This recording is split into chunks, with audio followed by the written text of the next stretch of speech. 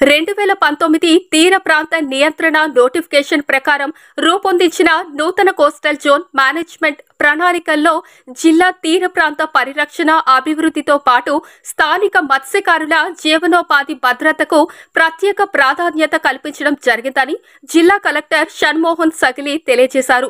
శనివారం మధ్యాహ్నం కలెక్టరేట్ విధాన గౌతమి సమావేశ హాల్లో AP coastal zone management authority, national centre for sustainable coastal management, Chennai జిల్లా కాలుష్య నియంత్రణ మండలి సంయుక్త ఆధ్వర్యంలో జిల్లా కలెక్టర్ షణ్మోహన్ సమక్షంలో కాకినాడ జిల్లా తీరంలోని గ్రామాల ప్రజలతో కోస్టల్ జోన్ మేనేజ్మెంట్ ప్రణాళికపై ప్రజాభిప్రాయ సేకరణ కార్యక్రమాన్ని నిర్వహించారు. కార్యక్రమంలో కేంద్ర పర్యావరణ, అటవీ, వాతావరణ మార్పుల మంత్రిత్వ శాఖ జారీ చేసిన కోస్టల్ రెగ్యులేటరీ జోన్ నోటిఫికేషన్ 2019 ప్రకారం తయారు చేసిన నూతన కోస్టల్ జోన్ మేనేజ్మెంట్ ప్లాన్ ముసాయిదాసు సభికులకు వివరించి వారి అభిప్రాయాలను సేకరించారు. ఈ సందర్భంగా జిల్లా కలెక్టర్ షణ్మోహన్ మాట్లాడుతూ సిఆర్జెడ్ నోటిఫికేషన్ 2011తో పోలిస్తే 2019 నోటిఫికేషన్లో స్థానిక పరిస్థితులను పరిగణలోకి గైకొంటూ మరింత వెసులుబాటు కల్పించాలని, అందువల్ల తీర గ్రామాల్లో నివసించే ప్రజలు, మత్స్యకారుల జీవనోపాధులకు సిఆర్జెడ్ నిబంధనల పట్ల ఎటువంటి అవరోధాలు ఉండబోవన్నారు. బయట నుంచి కూడా వాళ్ళు వచ్చారు. సో డిఫరెంట్ టాపిక్స్ అంటే ఇప్పుడు రకరకాల ఇష్యూస్ ఉండొచ్చు, బట్ ఓన్లీ సిఆర్జెడ్ జోన్ సంబంధించి మాత్రమే మాట్లాడని చెప్పి నా మొదటి request to all the members ఇక్కడికి. అండ్ రెండో రిక్వెస్ట్ ఫ్రమ్ మై సైడ్ ఏంటంటే, నేను పర్సనల్గా నేను ఎందుకు లేట్ అయినా కూడా అంటే ఐ జస్ట్ వాంటెడ్ ఒకసారి అన్ని చూసి ఒకసారి వద్దాం అనుకున్నాం చదువుతూ ఉంటే. సో ఒకటి దీంట్లో నాకు తెలిసింది, నాకు ద్వారా వచ్చింది ఏంటంటే, ఫిషర్మెన్కి సంబంధించి ఏదైనా ఇంపాక్ట్ ఉంటుందేమో అన్న అనుమానాలు ఉన్నాయి. నేను పర్సనల్గా కూర్చొని చూసి నాకు అర్థమైంది ఏంటంటే, ఫిషర్మెన్కి సంబంధించి ఫిషర్మెన్ ఇవాళ చేస్తున్న ఫిషింగ్ సంబంధించి సిఆర్జెడ్ మ్యాప్ కానీ ఎన్సిఎస్ఎఫ్ కానీ ఎలాంటి సంబంధం లేదు. దయచేసి అలాంటి అపోహలు ఎవరైనా ఉన్నా సృష్టిస్తున్నా యాజ్ అ డిస్ట్రిక్ట్ కలెక్టర్ నేను చెప్తున్నా అందరి ముందు with video recording with media, ఎలాంటి ఫిషింగ్ రైట్స్ కానీ ఇక్కడ నుంచి ఇక్కడికి చేయొచ్చు అని కానీ ఇక్కడ నుంచి చేయొద్దని కానీ ఈ చట్టానికి దానికి సంబంధం లేదు. దయచేసి ఎలాంటి అపోహలు సృష్టించే వరకు కూడా మీరు అంటే ధైర్యంగా చెప్పచ్చు, దీనికి మాకు సంబంధం లేదు. మనకి ఈ రోజు ఎన్ని కిలోమీటర్లో మనం ట్రెడిషనల్ ఫిషింగ్ చేయొచ్చు, ఎన్ని కిలోమీటర్లు దాటిన తర్వాత డీప్ సీ ఫిషింగ్ చేయొచ్చు, ఎన్ని కిలోమీటర్లు దాటిన తర్వాత మోటార్ బోట్లు వెళ్తాయి, ఇవన్నీ ఇప్పుడు ఎలా అయితే ఉందో దానికి ఎలాంటి మార్పులు చేర్పులు ఈ మ్యాప్ వల్ల ఉండవు. దయచేసి ఈ పాయింట్ అందరూ గుర్తించాలి.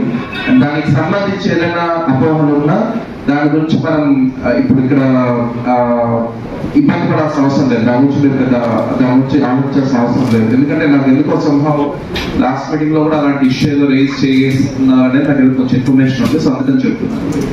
మూడోది నా వైపు నుంచి అందరికీ చెప్పదలుచుకున్నది ఏంటంటే, ఈ ప్రోగ్రామ్ మన జిల్లాతో పాటు రాష్ట్రంలో ఉన్న ప్రతి కోస్టల్ జిల్లా ప్లస్ ఇలాగే దేశంలో ఉన్న ప్రతి కోస్టల్ రాష్ట్రం ఇదే పని చేస్తుంది. సో అవన్నీ చూసిన తర్వాత వాటన్నిటికి సంబంధించిన ఫీడ్బ్యాక్ లో తీసుకున్న తర్వాత తయారు చేసిన మ్యాప్ కాబట్టి, సో స్పెసిఫిక్ గా మన ఏరియాలో ఉన్న ఇష్యూస్ గురించి మాట్లాడదాం. దయచేసి జనరిక్ గా ఓవరాల్ గా ఇష్యూస్ కానీ మనకి సంబంధించినవి కాకుండా జనరల్ గా ఒక ఏమంటారు, so I don't want to mention, but ఈ గవర్నమెంట్ సిటీ ఇలా చేసింది, ఆ గవర్నమెంట్ ఇలా చేసింది, నో, దయచేసి ఆ ఆర్గ్యుమెంట్ వెళ్ళకుండా మన స్పెసిఫిక్ గా మన ఏరియాలో ఈ మ్యాప్ కి సంబంధించి మీకు ఎలాంటి ఇబ్బంది ఉన్నా, మీకు ఎలాంటి అపోహలు ఉన్నా దీంట్లో అడిగి ఇక్కడ నెరవేర్చు చేసుకోవాలని చెప్పి కోరుకుంటున్నాం.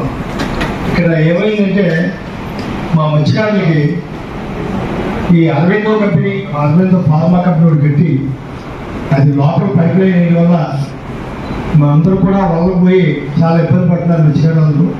పొల్యూషన్ వల్ల కూడా మేము పొల్యూషన్ డిపార్ట్మెంట్ కూడా తెలియపరిచేసాం, వాళ్ళు కూడా చెక్ చేశారు.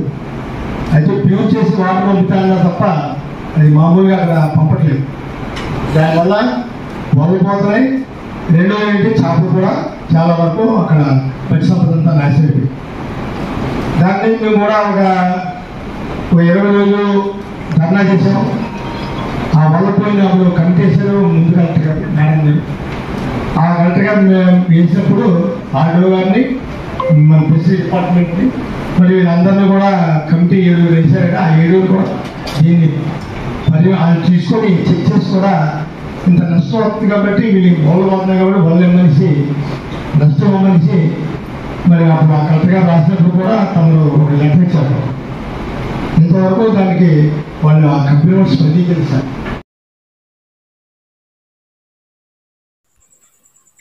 ప్రధాని నరేంద్ర మోడీ నేతృత్వంలో దివ్యాంగులు సామాజిక, సాంస్కృతిక, విద్య, ఆర్థిక సాధికారతకు కృషి చేయడం జరుగుతుందని కేంద్ర సామాజిక న్యాయం సాధికార శాఖ మంత్రి బల్వారీ లాల్ వర్మ పేర్కొన్నారు.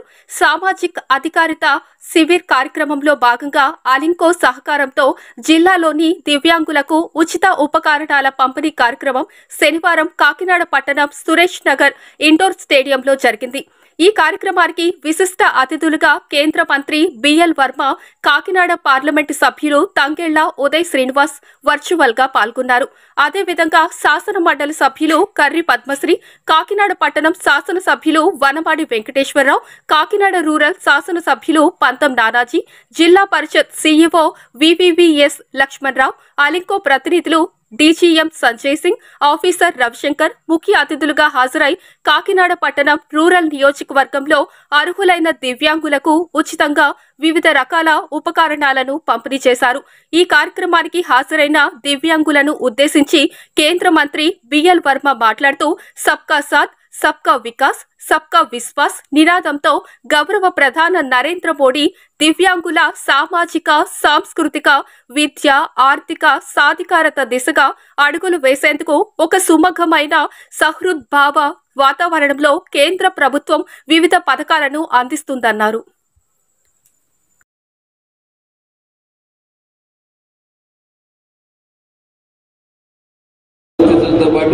ఈరోజు వీరందరికీ పంపిణీ జరుగుతూ ఉంది. ముఖ్యంగా బ్యాటరీ ఆపరేటెడ్ వాటర్ ట్రైసైకిల్స్ 123 ఒక్కొక్క దాని ఖరీదు 42,000 రూపాయలు ఖరీదైనటువంటి 100% సబ్సిడీ మీద అవి ఇవ్వడం జరుగుతూ ఉంది. అలాగే చెవిరికి పరికరాలు 152 మందికి ఇంకా వివిధ పరికరాలు ఈరోజు పంపిణీ జరుగుతూ ఉంది. కాకినాడ జిల్లాలో 1891 మందికి 2,875 పరికరాలు ఇవ్వడం జరుగుతుంది. 3,63,00,000 ఇల్లుగల పరికరాలు ఇవ్వడం జరుగుతూ ఉంది. ఇవి కనీ విని ఎరగని రీతిలో గతంలో ఏ ప్రభుత్వం కూడా చేయని రీతిలో ఈవేళ ఈ కూటమి ప్రభుత్వం చేస్తూ ఉంది. భారత ప్రభుత్వం యొక్క సహకారంతో, పవన్ కళ్యాణ్ గారు, చంద్రబాబు నాయుడు గారి యొక్క సహకారంతో. కాబట్టి నేను అదే కాకుండా ఇవాళ ఆఫీసర్లు చెప్తా ఉన్నారు, సీఈఓ గారు చెప్తా ఉన్నారు, ఈవేళ ఆవేళ టైం సర్టిఫికెట్ తీసుకురాలేని వాళ్ళకి ఈరోజు ఆవేళ మనం ఎంపీడీఓ ఆఫీస్లో పెట్టిన మీటింగ్కు తెలియక రాలేకపోయిన వారికి అటువంటి వాళ్ళందరికీ కూడా ఇంకా ఎవరన్నా ఉంటే గుర్తించి ఇవ్వడం జరుగుతుంది. కాబట్టి అటువంటి వారు ఎవరన్నా ఉంటే ఎంపీడీఓ ఆఫీస్లో ఖచ్చితంగా లిస్టులో ఒకసారి మళ్ళా నోట్ చేయించుకోవాల్సిందిగా కోరుతాను. ఇది నిరంతర ప్రక్రియ. ఈ ప్రక్రియ అలా కొనసాగుతూనే ఉంటుంది. ఇటువంటిది ఎంతకాలం అవసరమైతే అంతకాలం కూడా ఆ ప్రక్రియ సాగుతూ ఉంటుంది. But this disabled people who we call are differentially abled people are a gift of God. They are also a part of us and we should always take them to be a part of us. Like according to the government, as per the 2011 census, the district having 395 inhabited villages, 20 uninhabited villages, total population of 20.92 lakhs and the geographical area is 3,020 square kilometers. Kakinada district is one of the most populous with density populated district in the state. The density of population is 693 per square kilometers. Well, 30 provided to the parents of intellectually challenged children so they can better teach daily activities at the home itself. These requests reflect the changing needs of the Divyangan community and addressing them will further enhance their quality of life. Once again, before starting the event, on behalf of the district administration, I want to express heartfelt thank you to our chief guest, Alimco team, officials, and all those who have worked behind the scenes in the past couple of weeks. Thank you everyone. Jai Hind. ఎంతమంది దివ్యాంగులు ఉన్నారు ఈ రాష్ట్రంలో అని చెప్పి మొన్న 2 నెలల క్రితమే ఒక మీటింగ్ పెట్టి అందరినీ కూడా గ్యాదర్ చేయడం జరిగింది, అడ్రస్లతో సహా. ప్రభుత్వం వచ్చి 3 నెలలు అయింది ఇప్పటికి. ప్రభుత్వం వచ్చిన వెంటనే నెల క్రితమే ఈ కార్యక్రమాన్ని తీసుకోవడం జరిగింది. చూడండి, నెల క్రితం అందరినీ గ్యాదర్ చేసి ఎవరికైతే ట్రై సైకిల్స్ కావాలో, అలాగే ఎలక్ట్రానిక్ సైకిల్స్ కావాలో, ఏం కావాలనేది అడిగి తెలుసుకుని అందరు కూడా అన్ని ప్రాంతాలు తిరిగి గ్యాదర్ చేసి ఒక నెల కాకుండానే 3వ నెలలో ఈరోజు ఈ కార్యక్రమం ఇస్తుందంటే ఈ ప్రభుత్వం యొక్క గొప్పతనాన్ని అభినందించవలసింది ఈ సందర్భంగా తెలియజేస్తున్నాను. మీ అందరూ కూడా చాలా సంతోషం. కేంద్ర ప్రభుత్వానికి కూడా ధన్యవాదాలు తెలియజేసుకుంటున్నాం. ఈ రోజున దివ్యాంగులు పాపం తల్లిదండ్రులు కూడా కొంతమంది చూడలేని పరిస్థితి చూస్తుంటాం మనం. వాళ్ళకు కూడా భారం అయిపోతారు. కొంతమంది అయితే 2 కాళ్ళు లేక ఇంట్లోనే తల్లిదండ్రులు మోసుకుని వెళ్ళడం, ఇటువంటి పరిస్థితి చూసాం మనం. మోసుకుని వెళ్ళడం కాదు, కొంతమంది అయితే మెంటల్గా డిఫర్ అయినప్పుడు వాళ్ళు మాట్లాడరు, అలాంటి వాళ్ళు ఉంటారు. కొంతమంది యాక్షన్లో కాళ్ళు చేతులు పోయినప్పుడు కూడా వాళ్ళకి ఇబ్బందికరమైన పరిస్థితులు. ఇలాంటి వాళ్ళందరికీ కూడా ఈ రోజున వాళ్ళ అవసరాలు తెలుసుకుని అన్ని పరికరాలు కూడా ఈరోజు ఇవ్వడం జరుగుతుంది. ఆ సందర్భంగా చూసుకున్నట్టయితే మనకి ఈ జిల్లా మొత్తం, మన కాకినాడ జిల్లాలో ఈరోజు 1891 మందిని బెనిఫిషియల్ సెలెక్ట్ చేస్తే ఓవరాల్గా ఐటమ్స్ అన్నీ కూడా ఒకరికి 2 వస్తున్నాయి. ఒక ట్రైసైకిల్ వచ్చినా వాళ్ళకి చెవుడు ఉంటే వాళ్ళకి మిషన్ ఇవ్వడం, అలాగే ఒక కాలు పోతే వాళ్ళకి కావాల్సిన పరికరాలు ఇవ్వడం. ఈ విధంగా చూసుకుంటే 2000 the professional photo and videographers association నూతన కార్యవర్గం ఏకగ్రీవంగా ఎన్నిక చేశారు. ఎన్నిక అనంతరం శుక్రవారం కొత్తపల్లి సురక్ష ప్యాలెస్ లో నిర్వహించారు. నూతన కార్యవర్గానికి గౌరవ అధ్యక్షులుగా సురక్ష హాస్పిటల్ అధినేత డాక్టర్ జ్యోతుల శ్రీనివాస్ ను నిర్ణయించుకున్నారు. నూతన కార్యవర్గంలో మండల అధ్యక్షునిగా పిట్టా శ్రీను, ఉపాధ్యక్షునిగా చోడిపల్లి శ్రీను, ప్రధాన కార్యదర్శిగా అల్లవరపు నాగేశ్వరరావు, ఉప కార్యదర్శి కడియాల వినోద్, కోశాధికారి సినపిన భద్రక్ బాబు ఎన్నికయ్యారు. వీరికి పాత కార్యవర్గ సభ్యులు అభినందనలు తెలిపారు. ఈ సందర్భంగా మండల నూతన అధ్యక్షులు పిట్ల శ్రీను, నూతనంగా ఎన్నికైన సభ్యులు మాట్లాడుతూ సమస్యలు ఎన్ని ఎదురైనా అందరం ఐకమత్యంగా అసోసియేషన్ను ముందుకు నడిపే విధంగా కృషి చేయాలని కోరారు. అలాగే విధి నిర్వహణలో సమస్యలు తలెత్తితే కార్యవర్గ సభ్యులకు తెలపాలని నిర్ణయించుకున్నారు. అసోసియేషన్ కోసం నిరంతరం కష్టించి పనిచేసే అభివృద్ధి పథకంలో నడిపేందుకు కృషి చేస్తామని నూతన కార్యవర్గం తెలిపారు. నూతన కార్యవర్గానికి ప్రతి ఒక్కరూ సహకరించాలని వారు కోరారు. ఈ కార్యక్రమానికి గ్రామ పెద్దలు రావు చిన్నారావు, కాకినాడ జిల్లా అసోసియేషన్ అధ్యక్షులు తోట సూర్య సుబ్బారావు, గౌరవ అధ్యక్షులు పొన్నగంటి శ్రీనివాసరావు, ప్రధాన కార్యదర్శి సయ్యద్ కమ్రు, కోశాధికారి పేపకాయల వీరభద్రరావు తదితరులు పాల్గొన్నారు.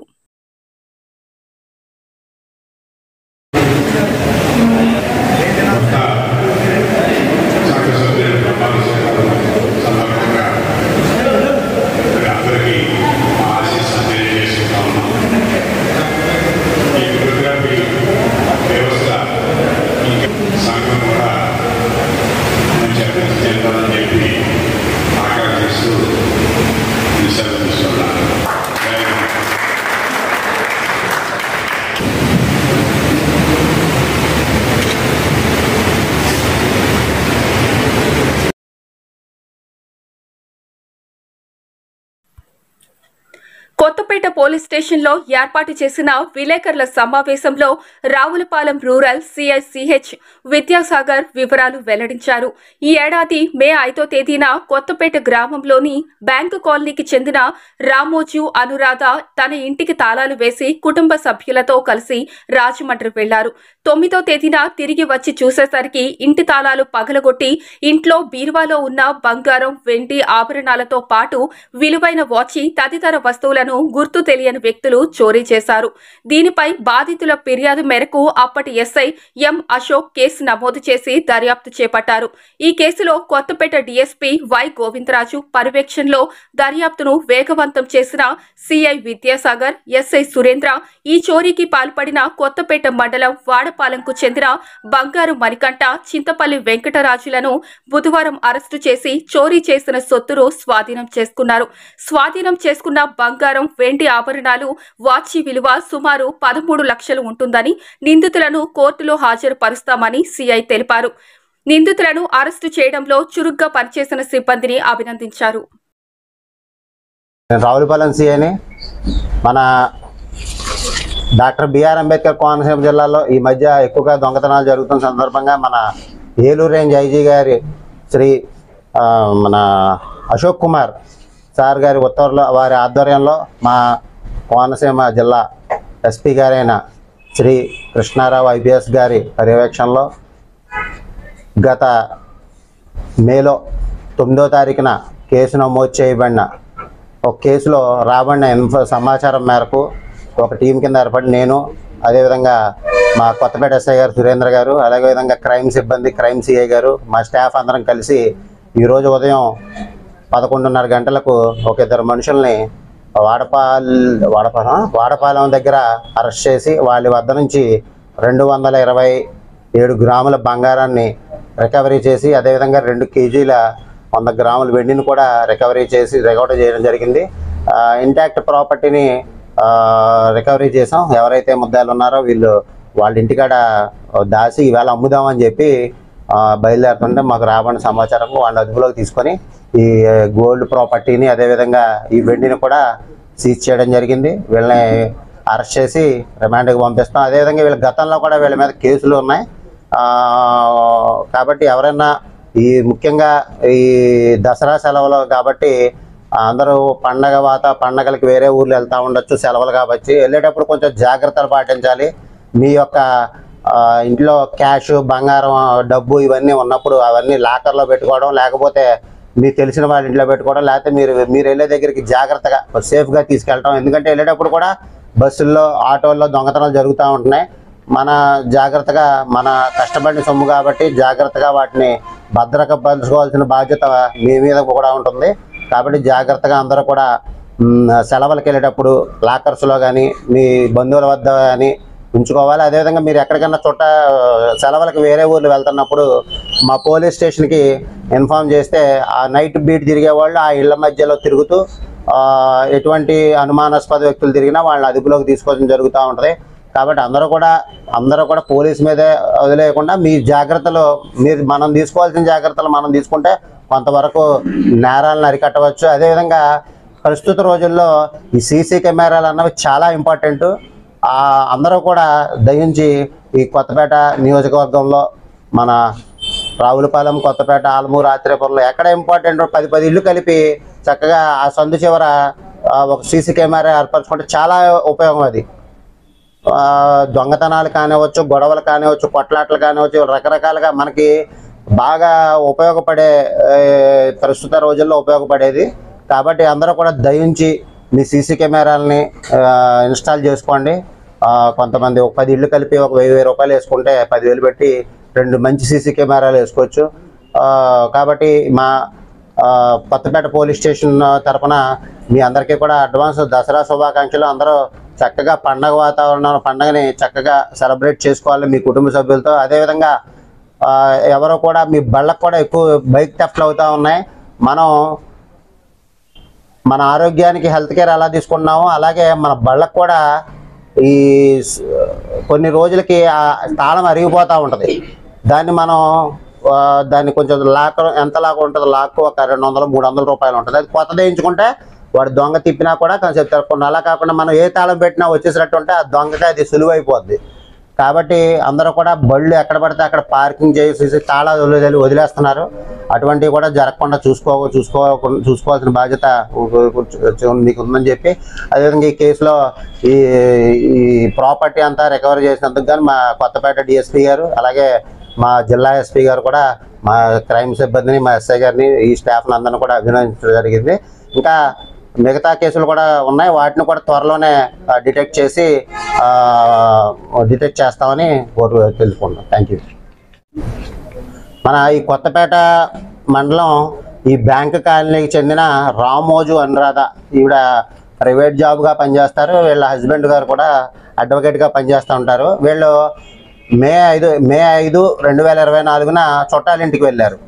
చుట్టాలింటికి వెళ్ళి 9వ తారీఖున వచ్చి చూసుకునేసరికి ఈ తలుపులు బద్దలు కొట్టి ఈ బీరువాలో ఈ బంగారపు ఐటమ్స్ అన్నీ కూడా సుమారు 220 గ్రాముల బంగారం, అదేవిధంగా 2 కేజీలు వెండి ఇవన్నీ కూడా దొంగిలించడం జరిగింది. అదేవిధంగా టైటాన్ వాచ్ ఇవన్నీ కూడా దొంగిలించడం జరిగింది.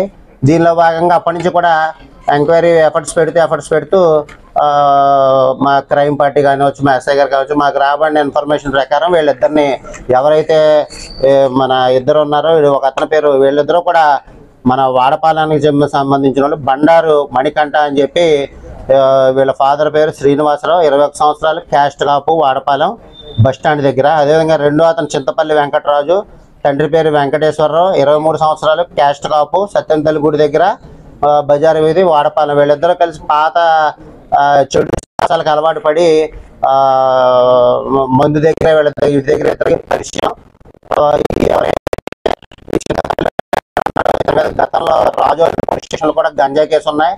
ఈ కొత్తపేట పోలీస్ స్టేషన్లో 2 సింపుల్ హార్ట్ కేసు అంటే కొట్టుకునే కేసులు ఉన్నాయి. అదేవిధంగా ఈ బండారు మణికంఠ అతను రీసెంట్గానే ఒక 1 month back Kothapeta police station లిమిట్స్లోనే ఒక దొంగతనం కేసులో అరెస్ట్ చేయడం జరిగింది. అప్పుడు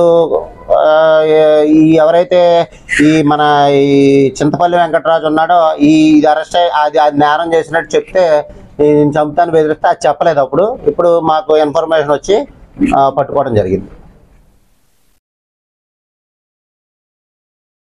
తూర్పుగోదావరి జిల్లా బిక్కవోలు మండలం ఆరికరేవుల గ్రామంలో శ్రీదేవి నవరాత్రులు సందర్భంగా కలశ ఊరేగింపు, కలశ స్థాపన కార్యక్రమం జరిగింది.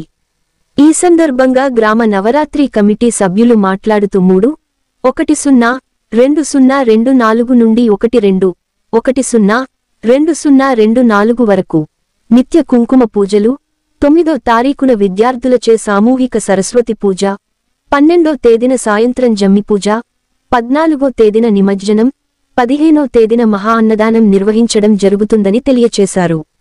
ఈ సందర్భంగా బిక్కవోలు మండల జనసేన అధ్యక్షులు ఇందల వీరబాబు మాట్లాడుతూ, దేవి శరన్నవరాత్రులు హిందువులు జరుపుకునే ముఖ్యమైన పండుగ.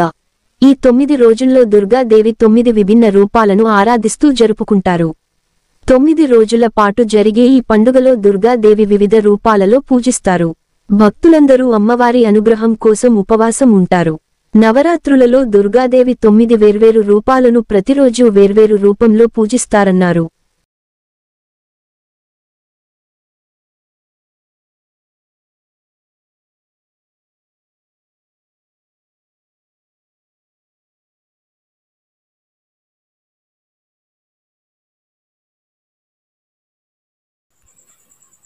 ప్రధాని నరేంద్ర మోడీ నేతృత్వంలో దివ్యాంగులు సామాజిక, సాంస్కృతిక, విద్య, ఆర్థిక సాధికారతకు కృషి చేయడం జరుగుతుందని కేంద్ర సామాజిక న్యాయం, సాధికార శాఖ మంత్రి బల్వారీ లాల్ వర్మ పేర్కొన్నారు.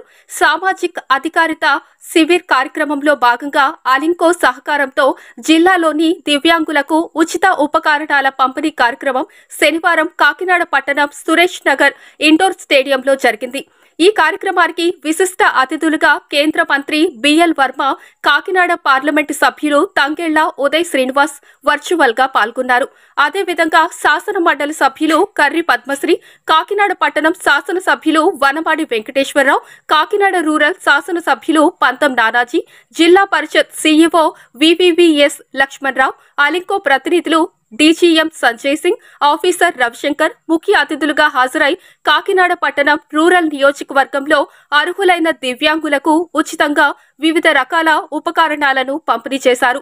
ఈ కార్యక్రమానికి హాజరైన దివ్యాంగులను ఉద్దేశించి కేంద్ర మంత్రి బిఎల్ వర్మ మాట్లాడుతూ, సబ్కా సాథ్, సబ్కా వికాస్, సబ్కా విశ్వాస్ నినాదంతో గౌరవ ప్రధాన నరేంద్ర మోడీ దివ్యాంగుల సామాజిక, సాంస్కృతిక, విద్య, ఆర్థిక సాధికారత దిశగా అడుగులు వేసేందుకు ఒక సుమగమైన సహృద్భావ వాతావరణంలో కేంద్ర ప్రభుత్వం వివిధ పథకాలను అందిస్తుందన్నారు.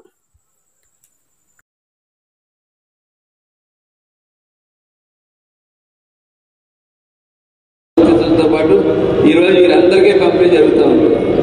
ముఖ్యంగా బ్యాటరీ ఆపరేటెడ్ మోటరైజ్డ్ ట్రైసైకిల్స్ 123 ఒక్కొక్క దాని ఖరీదు 42,000 రూపాయలు ఖరీదైనటువంటి 100% సబ్సిడీ మీద అవి ఇవ్వడం జరుగుతూ ఉంది. అలాగే చెవిరికి పరికరాలు 152 మందికి ఇంకా వివిధ పరికరాలు ఈరోజు పంపిణీ జరుగుతూ ఉంది. కాకినాడ జిల్లాలో 1891 మందికి 2,875 పరికరాలు ఇవ్వడం జరుగుతుంది. 3,63,00,000 ఇల్లుగల పరికరాలు ఇవ్వడం జరుగుతూ ఉంది. ఇవి కనీ విని ఎరగని రీతిలో గతంలో ఏ ప్రభుత్వం కూడా చేయని రీతిలో ఈవేళ ఈ కూటమి ప్రభుత్వం చేస్తూ ఉంది. భారత ప్రభుత్వం యొక్క సహకారంతో, పవన్ కళ్యాణ్ గారి, చంద్రబాబు నాయుడు గారి యొక్క సహకారంతో. కాబట్టి నేను అదే కాకుండా ఇవాళ ఆఫీసర్లు చెప్తా ఉన్నారు, సీఈఓ గారు చెప్తా ఉన్నారు, ఈవేళ ఆ వేళ టైం సదరన్ సర్టిఫికెట్ తీసుకురాలేని వాళ్ళకి ఈరోజు ఆ వేళ మనం ఎంపీడీఓ ఆఫీస్లో పెట్టిన మీటింగ్కు తెలియక రాలేకపోయిన వారికి అటువంటి వాళ్ళందరికీ కూడా ఇంకా ఎవరన్నా ఉంటే గుర్తించి ఇవ్వడం జరుగుతుంది. కాబట్టి అటువంటి వారు ఎవరన్నా ఉంటే ఎంపీడీఓ ఆఫీస్లో ఖచ్చితంగా లిస్టులో ఒకసారి మళ్ళా నోట్ చేయించుకోవాల్సిందిగా కోరుతా ఉన్నాం. ఇది నిరంతర ప్రక్రియ. ఈ ప్రక్రియ అలా కొనసాగుతూనే ఉంటుంది. ఇటువంటిది ఎంతకాలం అవసరమైతే అంతకాలం కూడా ఆ ప్రక్రియ సాగుతూ ఉంటుంది. But this disabled people who we call are differentially abled people are a gift of God. They are also a part of us and we should always take them to be a part of us. Like according to the government, as per the 2011 census, the district having 395 inhabited villages, 20 unhindered villages, total population of 20.92 lakhs and the geographical area is 3,020 square kilometers. Kakinada district is one of the most populous with density populated district in the state. The density of population is 693 per square kilometers. Well, 30 provided to the parents of intellectually challenged children so they can better teach daily activities at the home itself. These requests reflect the changing needs of the Divyangan community and addressing them will further enhance their quality of life. Once again, before starting the event, on behalf of the district administration, I want to express heartfelt thank you to our chief guest, LMCO team, officials and all those who have worked behind the scenes in the past couple of weeks. Thank you everyone. Jai Hind. ఎంతమంది దివ్యాంగులు ఉన్నారు ఈ రాష్ట్రంలో అని చెప్పి మొన్న 2 నెలల క్రితమే ఒక మీటింగ్ పెట్టి అందరినీ కూడా గ్యాదర్ చేయడం జరిగింది, అడ్రస్లతో సహా. ప్రభుత్వం వచ్చి 3 నెలలు అయింది. ఇప్పటికీ ప్రభుత్వం వచ్చిన నెల క్రితమే ఈ కార్యక్రమాన్ని తీసుకోవడం జరిగింది. చూడండి, నెల క్రితం అందరినీ గ్యాదర్ చేసి ఎవరికైతే ట్రైసైకిల్స్ కావాలో, అలాగే ఎలక్ట్రానిక్ సైకిల్స్ కావాలో, ఏం కావాలనేది అడిగి తెలుసుకుని అందరు కూడా అన్ని ప్రాంతాల్లో తిరిగి గ్యాదర్ చేసి ఒక నెల కాకుండానే 3వ నెలలో ఈరోజు ఈ కార్యక్రమం ఇస్తుందంటే ఈ ప్రభుత్వం యొక్క గొప్పతనాన్ని అభినందించవలసింది ఈ సందర్భంగా తెలియజేస్తున్నాను. మీ అందరూ కూడా చాలా సంతోషం. కేంద్ర ప్రభుత్వానికి కూడా ధన్యవాదాలు తెలియజేసుకుంటున్నాం. ఈ రోజున దివ్యాంగులు పాపం తల్లిదండ్రులు కూడా కొంతమంది చూడలేని పరిస్థితి చూస్తుంటాం మనం. వాళ్ళకు కూడా భారం అయిపోతారు. కొంతమంది అయితే 2 కాళ్ళు లేక ఇంట్లోనే తల్లిదండ్రులు మోసుకుని వెళ్ళడం, ఇటువంటి పరిస్థితి చూస్తాం మనం. మోసుకుని వెళ్ళడం కాదు, కొంతమంది అయితే మెంటల్గా డిఫర్ అయినప్పుడు వాళ్ళు మాట్లాడరు, అలాంటి వాళ్ళు ఉంటారు. కొంతమంది యాక్సిడెంట్లో కాళ్ళు చేతులు పోయినప్పుడు కూడా వాళ్ళకి ఇబ్బందికరమైన పరిస్థితులు. ఇలాంటి వాళ్ళందరికీ కూడా ఈ రోజున వాళ్ళ అవసరాలు తెలుసుకుని అన్ని పరికరాలు కూడా ఈరోజు ఇవ్వడం జరుగుతుంది. ఆ సందర్భంగా చూసుకున్నట్టయితే మనకి జిల్లా మొత్తం, మన కాకినాడ జిల్లాలో ఈరోజు 1891 మందిని బెనిఫిషియల్ సెలెక్ట్ చేస్తే ఓవరాల్గా ఐటమ్స్ అన్నీ కూడా ఒకరికి 2 వస్తున్నాయి. ఒక ట్రైసైకిల్ వచ్చినా వాళ్ళకి చెవుడు ఉంటే వాళ్ళకి మిషన్ ఇవ్వడం, అలాగే ఒక కాలు పోతే వాళ్ళకి కావాల్సిన పరికరాలు ఇవ్వడం. ఈ విధంగా చూసుకుంటే 2000